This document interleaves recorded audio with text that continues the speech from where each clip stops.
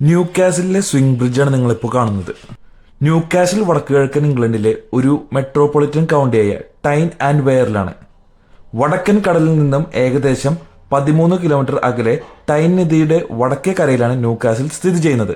New castle upon ടൈനിയെയും great ഹെഡിനെയും ബന്ധിപ്പിക്കുന്ന ടൈൻ നദിയിലൂടെ വ്യാപിച്ചു കിടക്കുന്ന ഒരു അറിയപ്പെടുന്ന ലാൻഡ്മാർക്കാണ്.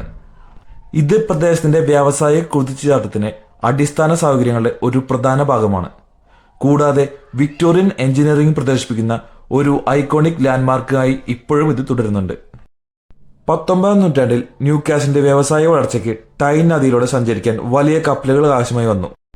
നിലവിലുള്ള താഴ്ന്ന നിലയിലുള്ള പാലം ഒരു തടസ്സമായതിനാലാണ് ഇങ്ങനെ ഒരു ഡിസിഷൻ അവരെടുത്തത്. ആംസ്ട്രോങ്ങിന്റെ എൽസ്വിക് വർക്സ് നൽകിയ ഇരുമ്പ് പണികളും യന്ത്രസാമഗ്രികളും ഉപയോഗിച്ച് ടൈൻ ഇംപ്രൂവ്മെന്റ് കമ്മീഷൻ നിർമ്മിച്ചത്. 1876 ഇത് തുറന്നു.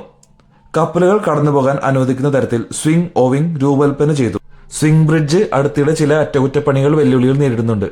2026 150ാം വാർഷികത്തിന്റെ അവസാന തീയതി അടുക്കുന്നതിനാൽ ഇത് പൂർണ്ണമായും നിർത്താനുള്ള ആശങ്കകൾ ഇപ്പോഴും നിലനിൽക്കുന്നുണ്ട്.